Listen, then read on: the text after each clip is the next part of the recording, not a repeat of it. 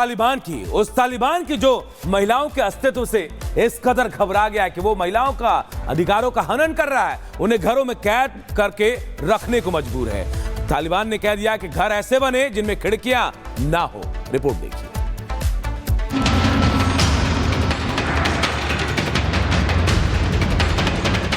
साल 1968 में आई एक फिल्म पड़ोसन का गाना है, मेरे सामने वाली खिड़की में एक चांद का टुकड़ा रहता है। लेकिन अफगानिस्तान में यह अफसाना टुकड़े टुकड़े हो जाता है, क्योंकि तालिबान को तो ऐसी खिड़की पसंद ही नहीं जिसमें किसी महिला का दीदार हो सके। और यह हम कतई नहीं कहते, बल्कि महिला विरोधी मोर्चे का नया नाम बन चुका तालिबान कह रहा है, जिसने नया फरमान जारी किया, जिसके मुताबिक तालिबान सरकार की प्रवक्ता ज़बीहुल्लाह का बयान है, घरेलू इमारतों में खिड़कियां बनाने पर बैन लगा दिया गया। जहां से महिलाएं दिखती हो वहां खिड़कियां ही ना बनाई जाए। ऐसा करने के पीछे अश्लीलता रोकने का हवाला दिया गया। ऐसी खिड़की ना बने जहां से आंगन, रसोई या कुआं दिखता है। अगर बना है तो मकान मालिक ईंटों से खिड़की को बंद कर दे। अफगानिस्तान नगर निगम अधिकारियों को आदेश दिया गया है कि नई बन रही इमारतों पर नजर रखिए। इससे ये तय किया जाएगा कि इन इमारतों में ऐसी खिड़कियां ना बनाई जा सकें जिनसे पड़ोसी के घर में झांका जा सके। आदेश में कहा गया कि अगर ऐसी खिड़कियां पहले से मौजूद हैं तो दीवार बनाकर बंद कर दो। अफगानिस्तान में तालिबान सरकार आने के बाद से महिलाओं पर लगातार कई तरह के प्रतिबंध लगाए गए। तालिबान ने रविवार को अफगानिस्तान में काम करने वाले सभी एनजीओ को आदेश दिया कि महिलाओं को रोजगार देना बंद करें, नहीं तो उनकी मान्यता ही रद्द की जाएगी। ऐसे कई दुखलगी फरमान ही तालिबान जारी कर चुका है। एक तरफ तो महिलाओं से लड़ रहा है, दूसरी तरफ पाकिस्तान पर हमले कर रहा है, क्योंकि रशियन मीडिया ने दावा किया कि तालिबान ने पाकिस्तानी सेना की एक और चौकी पर कब्जा कर लिया है। Bureau report, Republic Bharat.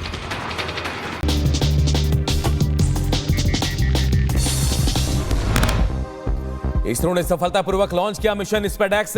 Terracotta से हुई SDX-01 और SDX-02 सैटेलाइट की लॉन्चिंग। 2 स्पेसक्राफ्ट को अंतरिक्ष में जोड़ेगा मिशन।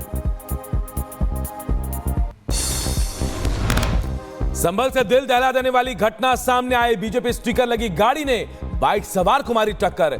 2 किलोमीटर तक बाइक को घसीटते हुए ले गई बोलेरो। गाड़ी के नीचे से निकलती रही चिंगारी। महाराष्ट्र के पुणे में नए साल के पहले आबकारी विभाग की बड़ी कार्रवाई। 1 करोड़ रुपए से ज्यादा की नकली शराब जब्त। पुलिस ने 9 लोगों को गिरफ्तार किया। गाजियाबाद में 4 करोड़ रुपए के साइबर फ्रॉड का खुलासा। पुलिस ने 3 आरोपियों को पकड़ा। 9 mobile phone, 1 chequebook, 1 passbook, 2 ATM card समेत कई दस्तावेज बरामद। महाराष्ट्र के जालना में क्रिकेट मैच के दौरान खिलाड़ी को आया हार्ट अटैक। कुछ ही सेकंड में पिच पर ही तोड़ा दम। घटना का वीडियो सामने आया। यूपी के शाहजहांपुर में जमीन पर अवैध कब्जे से परेशान युवक पानी की टंकी पर चढ़ा। युवक ने बीजेपी नेताओं पर जमीन कब्जाने का आरोप लगाया। यूपी के झांसी में दर्दनाक हादसा। रेलिंग से टकराने के बाद बाइक सवार MBBS छात्र की मौत। हादसे में दूसरा साथी हुआ घायल। मुजफ्फरनगर में रैन बसेरे में एक युवक की मौत से मचा हड़कंप। प्रशासनिक तैयारियों पर उठे सवाल। उपराज्यपाल की ओर से तारीफ किए जाने पर भड़की दिल्ली की CM आतिशी। गंदी राजनीति करने का आरोप लगाया। LG ने की थी आतिशी के काम की तारीफ। केजरीवाल पर साधा था निशाना। दिल्ली में केजरीवाल का एक और चुनावी ऐलान। पुजारी और ग्रंथियों को हर महीने 18,000 रुपए देगी दिल्ली सरकार। बीजेपी ने साधा निशाना कहा, ठग हैं केजरीवाल। केजरीवाल के पुजारी ग्रंथी सम्मान योजना पर बोले आचार्य सत्येंद्र दास, सम्मान राशि क्षणिक होती है, ये वेतन नहीं सम्मान है। वेतन देता तो वेतन होता कि हाँ महीना हमें वेतन देंगे। वेतन नहीं है, सम्मान है। और सम्मान जो होता है वो दिखावा होता है। वो किसी महीना में देगा, किसी महीने में बन के देगा। केंद्रीय मंत्री गिरिराज सिंह ने केजरीवाल और पर पुजारियों और ग्रंथियों को मूर्ख बनाने का आरोप लगाया। बोले, महाठग केजरीवाल की नई नौटंकी। मौलवियों को 10 साल से पैसा दे रहे हैं, वो उसका जोड़ करके हमारे पुजारियों को और ग्रंथियों को दे दें, तब समझूंगा कि आपको देने का इच्छा है।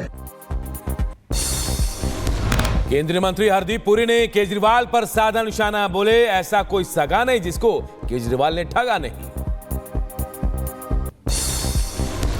दिल्ली में 12 बांग्लादेशी घुसपैठियों पर कसा पुलिस का शिकंजा, निजामुद्दीन और दूसरे इलाकों से किए गए गिरफ्तार, डिटेंशन कैंप में भेजे गए। जम्मू कश्मीर में आतंकियों के मददगारों पर कार्रवाई, बसंतगढ़ से आतंकियों का मददगार गिरफ्तार, सीमा पार के आतंकियों के संपर्क में था कासिम।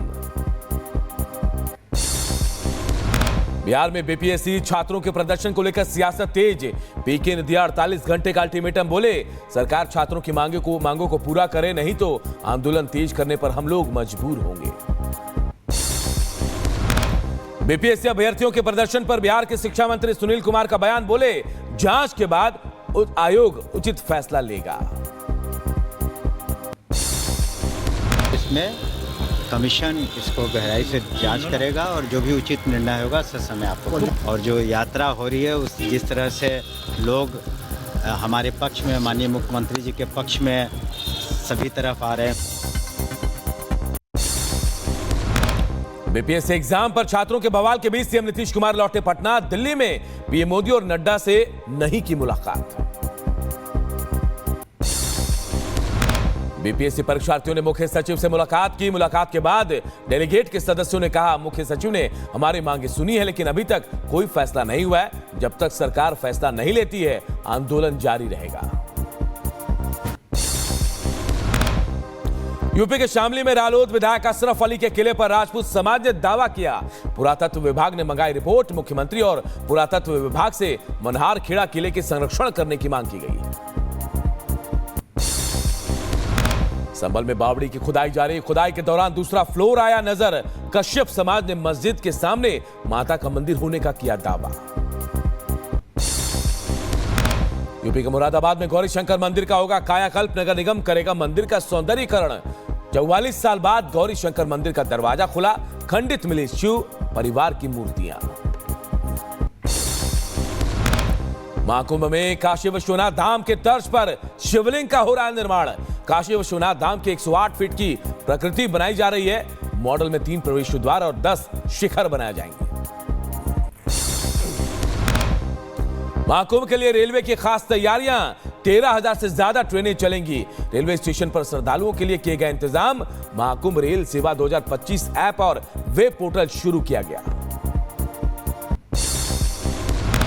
महाकुंभ में पंचायती अखाड़ा श्री निरंजनी की धर्म ध्वजा स्थापित, साधु संतों ने बैंड बाजे के साथ 52 फीट ऊंची धर्म ध्वजा का पूजन किया। महादेव के जयकारों के साथ धर्म ध्वजा फहराई गई, सभी 13 अखाड़ों के साधु संत शामिल हुए। महाकुंभ में आतंकी हमले का अलर्ट, अघोरी या साधु के भेष में एंट्री कर सकते आतंकी। सूत्रों के हवाले से खबर, उत्तर प्रदेश के बॉर्डर पर बढ़ाई गई सुरक्षा, चप्पे चप्पे पर चौकसी। लखीमपुर खीरी में महाकुंभ को लेकर नेपाल सीमा पर हाई अलर्ट, एसपी ने नेपाल राष्ट्र के अधिकारियों से बैठक की। एसपी ने नेपाली नागरिकों को महाकुंभ में आने का न्योता भी दिया।